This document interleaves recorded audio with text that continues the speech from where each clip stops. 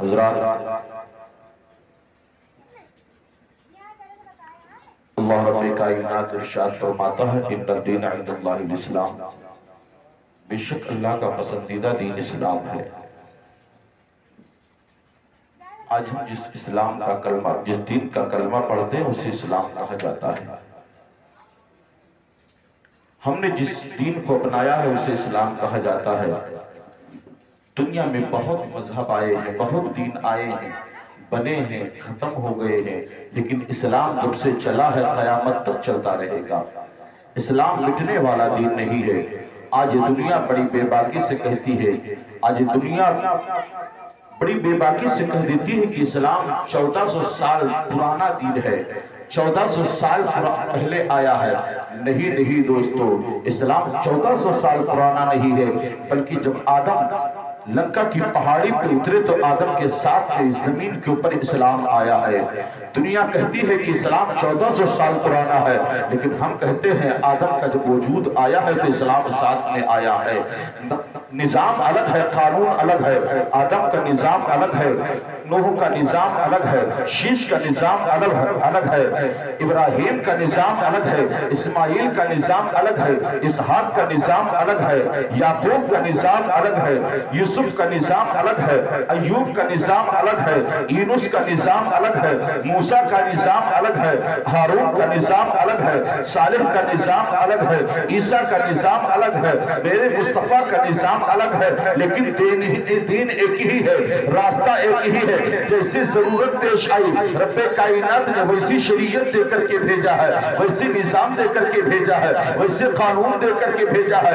ارادہ ایک ہی ہے، منشا ایک ہی ہے۔ آدم کا ارادہ ہے لوگ خدا سے تک پہنچ جائے، نوح کا ارادہ ہے لوگ خدا سے مل جائے، عیسیٰ کا ارادہ ہے لوگ خدا سے مل جائے، موسیٰ کا ارادہ ہے لوگ خدا سے مل جائے، میرے مصطفیٰ کا ارادہ ہے لوگ خدا تک پہنچ جائے۔ آدم سے لے کر کے عیسیٰ تک جتنے نبی آئے سب بندوں کو خدا سے ملانے کے لیے آئے، سب بندوں کو خدا تک پہنچانے کے لیے آئے۔ ارادہ ایک ہے، قانون الگ ہے، ارادہ ایک ہے، نظام الگ ہے، ارادہ ایک ہے، منشا ایک ہے، نظام الگ ہے، رب کائنات نے شریعت تو الگ دی ہے لیکن طریقہ الگ نہیں دیا ہے، ارادہ الگ نہیں دیا ہے، راستہ الگ نہیں دیا ہے، سب کا راستہ ایک ہے۔ بندے کو خدا تک پہنچا دو تو اسلام وہی ہے، جو بندہ خدا تک پہنچ جائے وہی تو اسلام میں ہے، اور جو خدا سے بھٹک جائے وہ کلمہ پڑھ کے بھی مسلمان نہیں ہے۔ بے شک حضرات،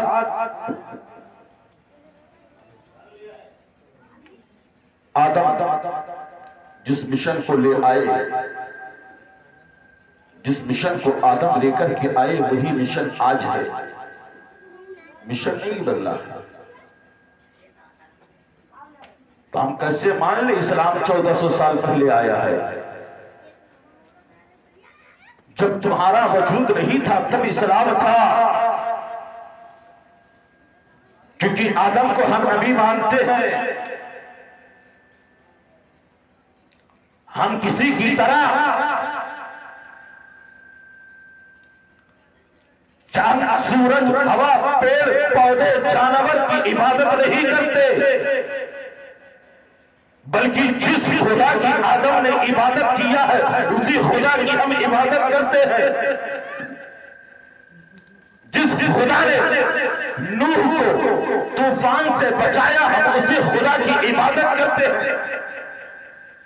جس خدا نے نارے نمرود سے ابراہیم کو نکال دیا ہم اسی خدا کی عبادت کرتے ہیں۔ اسلام تو وہی ہے، قانون بدل گیا ہے، نظام بدل گیا ہے، اور جیسے ہی نظام مصطفیٰ دنیا میں قائم ہوا رب نے فرمایا اب نہ آدم کا نظام چلے گا، نہ موسیٰ کا نظام چلے گا، نہ عیسیٰ کا نظام چلے گا۔ اب دنیا میں اگر چلے گا تو نظام مصطفیٰ چلے گا، اب دنیا میں چلے گا تو قانون مصطفیٰ چلے گا، اب دنیا میں اگر چلے گی تو شریعت مصطفیٰ چلے گی، اور آج نہیں قیامت تک شریعت مصطفیٰ چلتی رہے گی۔ مٹانے والے آتے رہیں گے، مٹتے چلے جائیں گے، شریعت مصطفیٰ نہیں مٹے گی۔ آج کے دور میں کہتے ہیں ہم اسلام کو مٹا دیں گے، آج کے دور میں کہتے ہیں ہم شریعت شریعت کو مٹا دیں گے، آج کے دور میں کہتے ہیں ہم مصطفیٰ کے نظام کو مٹا دیں گے، تم آج کہتے ہو تمہارے باپ داداؤں نے تم مکہ میں کہا تھا ہم اسلام کو مٹا دیں گے، لیکن اسلام نہ مٹا، خود مٹ گئے۔ ابو جہل آیا اسلام کو مٹانے کے لیے، نمرود آیا دین ابراہیم کو مٹانے کے لیے، فرعون آیا دین کو مٹانے کے لیے، آتے رہے مٹتے رہے، اسلام کل بھی تھا آج بھی قیامت تک رہے گا۔ اسلام مٹنے والا نہیں ہے، کیونکہ اسلام کسی کے باپ کا بنایا ہوا نہیں ہے، اسلام دنیا دار کا بنایا ہوا نہیں ہے، اسلام تو پروردگار کا بنایا ہوا ہے۔ سبحان اللہ، بے شک بہت خوب۔ حضرات، دنیا میں جتنے دین بنے ہیں ختم ہو گئے۔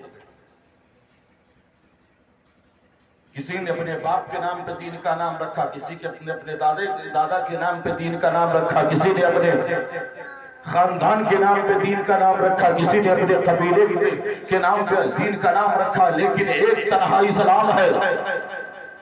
کسی کے باپ دادا کے نام پہ اسلام کا نام نہیں رکھا گیا۔ جس دین کا ہم کلمہ پڑھتے ہیں کسی خاندان کے نام پہ نہیں ہے، جس دین کا ہم کلمہ پڑھتے ہیں کسی خاندان پہ نہیں ہے، جس دین کا ہم کلمہ پڑھتے ہیں کسی شہر، کسی ملک، کسی ضلع کے نام پہ نہیں ہے، بلکہ اس دین کا نام ہے اسلام۔ رب فرماتا ان الدین عند اللہ الاسلام، اللہ کی بارگاہ کا مقبول دین، محبوب دین، پسندیدہ دین اسلام ہے۔ ہم اسلام کو مانتے ہیں، اسلام کو چاہتے ہیں، لیکن چاہتے تو ہے، مانتے کتنے لوگ ہیں؟ کبھی ہم نے سمجھا اسلام کیا ہے؟ اسلام ہم کو کیا درس دیتا ہے؟ اسلام کہتا ہے فَانْكِحُوا مَا طَابَ لَكُم مِّنَ النِّسَاءِ، نکاح کرو تم اپنی پسند کی عورتوں کے ساتھ، نکاح کرو تم اپنی پسند کی عورتوں کے ساتھ۔ لیکن اسلام یہ نہیں کہتا جو عورت تمہیں پسند ہے اسے لے کے فرار۔ اسلام کہتا اپنی پسند کی عورتوں کے ساتھ نکاح کرو،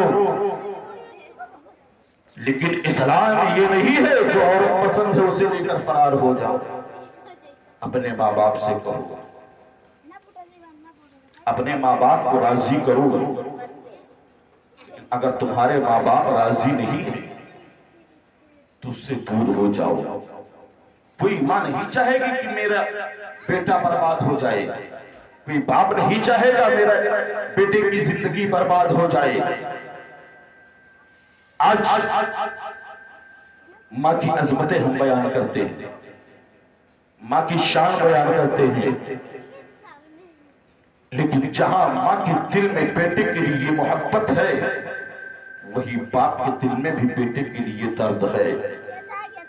ایسا نہیں ہے باپ اپنے بیٹے سے محبت نہیں کرتا ہے، ماں جب بیٹے سے محبت کرتی ہے، جب بیٹی سے محبت کرتی ہے تو ظاہر کر دیتی ہے میں تجھ سے اتنی محبت کرتی ہوں، میں ایسا چاہتی ہوں، ویسے چاہتی ہوں، ماں ظاہر کرتی ہے، لیکن باپ ظاہر نہیں کرتا ہے۔ باپ بظاہر تو اپنے بیٹے کو سزائیں دیتا ہے، بیٹا جب گاؤں میں جاتا ہے آوارہ کی طرح گھومتا ہے، گھر میں واپس آتا ہے تو باپ اپنے بیٹے کو سزائیں دیتا ہے۔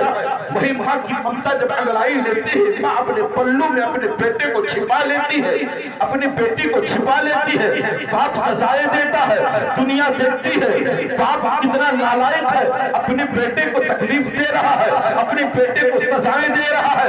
نہیں دوستو، باپ دشمنی کی وجہ سے نہیں دے رہا ہے، باپ غصے میں اپنے بیٹے کو سزائیں نہیں دے رہا ہے، باپ تو محبت میں سزائیں دے رہا ہے، باپ تو پیار میں اپنے بیٹے کو تکلیف دے رہا ہے۔ کیوں؟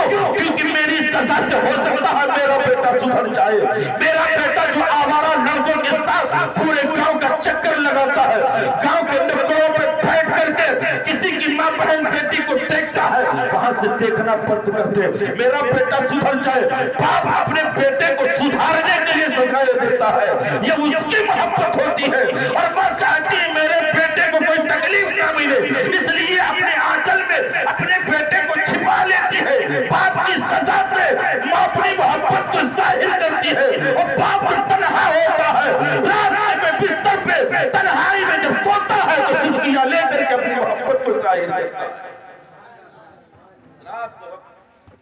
ہے فَانْكِحُوا مَا طَابَ لَكُم مِّنَ النِّسَاءِ، نکاح کرو تم اپنی پسند کی لڑکیوں کے ساتھ، پسند کی عورتوں کے ساتھ۔ اب تمہیں کون سی لڑکی پسند ہے، کون سی عورت پسند ہے؟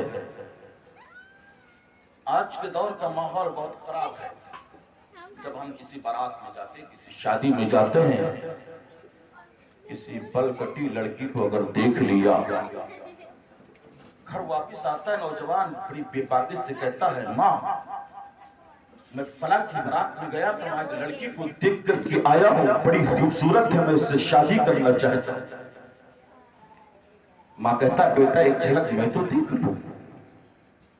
ماں دیکھتی ہے، کہتی بیٹا تیری لائق نہیں ہو لڑکی،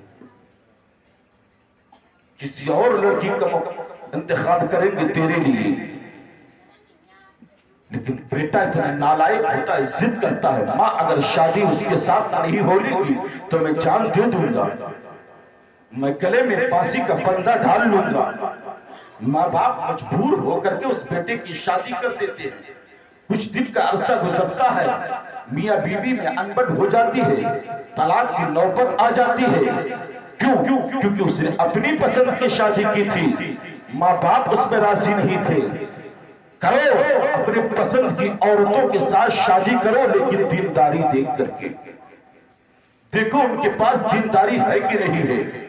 آج ہم لڑکی دیکھنے کے لیے جاتے ہیں، لڑکا دیکھنے کے لیے جاتے ہیں، نانا بھی ساتھ میں ہے، دادا بھی ساتھ میں ہے، ماموں بھی ساتھ میں ہے، پھوپھو بھی ساتھ میں ہے، خالہ بھی ساتھ میں ہے، نانی بھی ساتھ میں ہے، دادی ساتھ میں ہے، چچی ساتھ میں ہے، پورا خاندان، پورا رشتہ دار ساتھ میں ہوتا ہے۔ اب یہ لوگ جب جا کر کے پہنچتے ہیں تو اس کی بلڈنگ دیکھتے ہیں، اس کی حیثیت دیکھتے ہیں، وہاں پہنچنے کے بعد اس کا دسترخوان دیکھتے ہیں، اس کا کھانا دیکھتے ہیں، اس کا پینا دیکھتے ہیں، اس کا رہنا اور سہنا دیکھتے ہیں، اس کے کھیت پوچھ کر کے آتے ہیں، تیرے پاس کھیت کتنے بیگھا ہے، تیرے پاس گھر کتنا ہے، تیری بلڈنگ کتنی بڑی ہے، تیرے پاس کوئی جائیداد اور ہے کہ نہیں ہے، تو مجھے دے گا کتنا، تو مجھے جہیز میں کیا دے گا، یہی سب پوچھ کر کے وہ لوگ آتے ہیں۔ لیکن کاش اگر ان کے ساتھ میں کوئی مولوی جاتا تو ان سے جائیداد نہیں پوچھتا، دولت نہیں پوچھتا، بلڈنگ نہیں پوچھتا، کھانا نہیں پوچھتا، رہن سہن نہیں پوچھتا، بلکہ ایک بات صرف پوچھتا، بتاؤ تمہارے پاس دینداری ہے کہ نہیں ہے، بتاؤ تمہارے پاس مسلک اعلیٰ حضرت ہے کہ نہیں ہے، بتاؤ تمہارے دل کے اندر اعلیٰ حضرت سے پیار ہے کہ نہیں ہے، بتاؤ تمہارے پاس تاج الشریعہ ہے کہ نہیں ہے، بتاؤ تمہارے پاس اولیاء سے محبت ہے کہ نہیں ہے، بتاؤ تم اولیاء کی تعظیم کرتے ہو کہ نہیں کرتے ہو، بتاؤ تم مصطفیٰ جان رحمت کی بارگاہ میں کھڑے ہو کر کے سلام پڑھتے ہو کہ نہیں پڑھتے ہو۔ یہ پوچھ کر کے آتا، اور جب وہ یہ پوچھ کر کے آتا، وہ لڑکی اگر مسلک اعلیٰ حضرت کی پیروی کرتی ہوگی اور مسلک اعلیٰ حضرت کو مانتی ہوگی، تو جب تمہارے گھر میں آئے گی تو کوئی دولت تو نہیں لے کر کے آئے گی، لیکن ایمان کی دولت لے کر کے آئے گی، اور اس ایمان کی دولت کی برکت سے تمہارا پورا خاندان آباد ہو جائے گا۔ شادی کرو اپنی پسند کی عورتوں کے ساتھ۔ میرے مصطفیٰ صلی اللہ تعالی علیہ وسلم کی سب سے چھوٹی بیٹی حضرت فاطمہ، کئی صحابہ گئے، عرض کیا یا رسول اللہ ہم آپ کی بیٹی فاطمہ سے نکاح کرنا چاہتے، نکاح کا پیغام لے کر کے آئے، میری مصطفیٰ نے قبول نہیں کیا۔ کچھ لوگوں نے مشورہ کیا اور حضرت علی کو بھیج دیا، کہا علی تم جاؤ۔ حضرت علی گئے، عرض کیا یا رسول اللہ صلی اللہ علیہ وسلم میں فاطمہ کی نکاح کا پیغام لے کر کے آیا ہوں، فاطمہ سے نکاح کرنا چاہتا ہوں، آپ کیا فرماتے ہیں؟ میرے مصطفیٰ نے فرمایا علی ٹھہرو، علی رکو،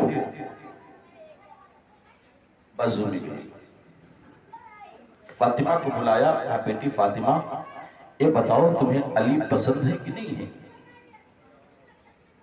میرے مصطفیٰ نے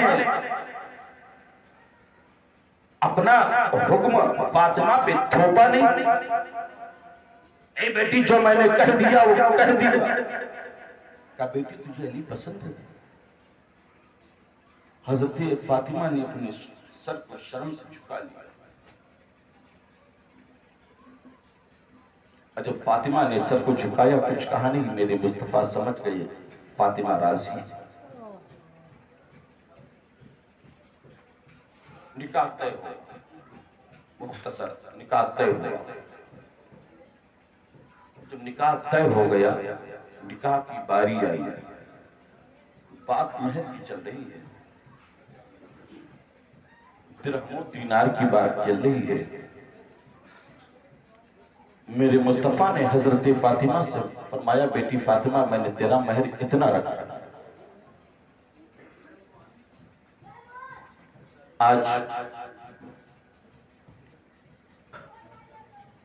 بھی مہر طے کیا جاتا ہے، لیکن آج کے دور میں ایک بات،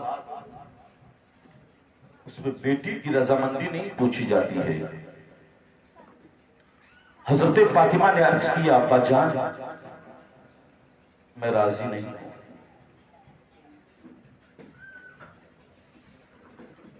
میرے مصطفیٰ نے فرمایا، بیٹی تجھے کیا چاہیے؟ تب تک رب کائنات نے حضرت جبریل امین سے فرمایا، جبریل سدرہ سے فوراً نیچے جاؤ، زمین پہ میرے حبیب کی بیٹی فاطمہ اور علی کی شادی طے ہوئی ہے، نکاح ہونے جا رہا ہے، مہر کی بات چل رہی ہے۔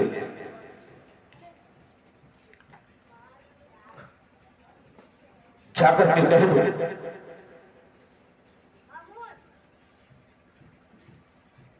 فاطمہ کا نکاح میں خود طے کروں گا۔ حضرت فاطمہ کی نکاح جو مہر ہے، رب کائنات نے فرمایا، فاطمہ کے نام جنت کا محل لکھنا۔ حضرت جبریل امین آئے، مصطفیٰ کی بارگاہ میں سلام عرض کیا، عرض کرنے کے بعد گیا، کہا یا رسول اللہ صلی اللہ علیہ وسلم، فاطمہ کا مہر دنیا کی دولت نہیں بلکہ جنت کا محل ہے۔ میرے مصطفیٰ مسکرائے، فرماتے بیٹی فاطمہ، رب کائنات نے تیرا مہر جنت کا محل لکھ دیا ہے۔ فاطمہ عرض کرتی ہے، ابا جان میں راضی نہیں ہوں۔ ابا جان نہ مجھے دنیا کی دولت چاہیے نہ جنت، مجھے مہر میں دنیا کے درہم و دینار نہیں چاہیے، نہ جنت کے محلات چاہیے۔ میرے مصطفیٰ نے فرمایا، بیٹی پھر تو کس پہ راضی ہوگی، تجھے کیا چاہیے؟ حضرت فاطمہ نے عرض کیا، ابا جان نہ دنیا کی دولت چاہیے نہ جنت چاہیے، ابا جان مجھے اگر چاہیے، میں نے دیکھا ہے آپ کو راتوں رات روتے ہوئے، میں نے دیکھا ہے آپ کو غار میں پوری رات پورا دن روتے ہوئے، آپ کو دیکھا ہے لوگ یہ پتھر پہ اپنے سر کو رکھ کر کے روتے ہوئے، کس کے لیے آپ روتے تھے، کس کو آپ یاد کرتے تھے؟ میرے مصطفیٰ نے فرمایا، بیٹی فاطمہ میں اپنی گناہگار امت کو یاد کرتا تھا، گناہگار امت کے لیے میں نے لوگوں نے پتھر کے اوپر اپنی پیشانی کو رکھ دیا ہے، رب کائنات کو راضی کرنے کے لیے، میرا رب راضی ہو جائے اور میرے گناہگار امت کے وقت دے۔ ابا جان میں نے دیکھا ہے آپ جسے دنیا میں سب سے زیادہ چاہتے ہیں، آخرت میں جسے سب سے زیادہ چاہیں گے، جسے سب سے زیادہ پیار کریں گے، وہ دنیا نہیں ہوگی بلکہ آپ کی گناہگار امت ہوگی۔ ابا جان جس کا باپ اپنی گناہگار امت کو یاد کرے، اس کی بیٹی دنیا کی دولت میں راضی ہو جائے، اس کی بیٹی جنت کے محل پر راضی ہو جائے۔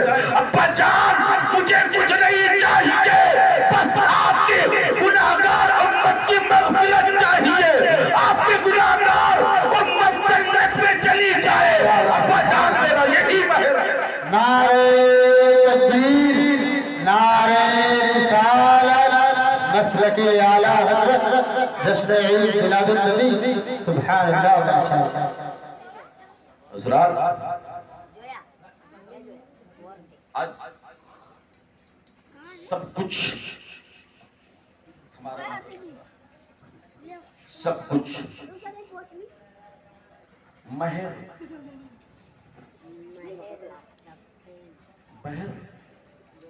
ادھار 151 251 اب تو 786 چل گئے، 786 ادا کر دو، باقی سب ادھار کر دو۔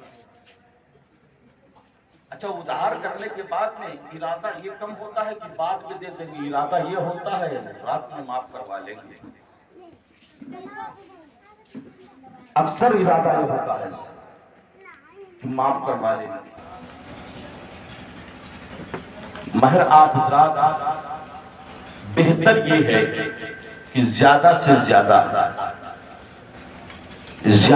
زیادہ مہر ادا کریں، اور مہر جو ہے وہ ادھار ہو سکے تو نہ کرے۔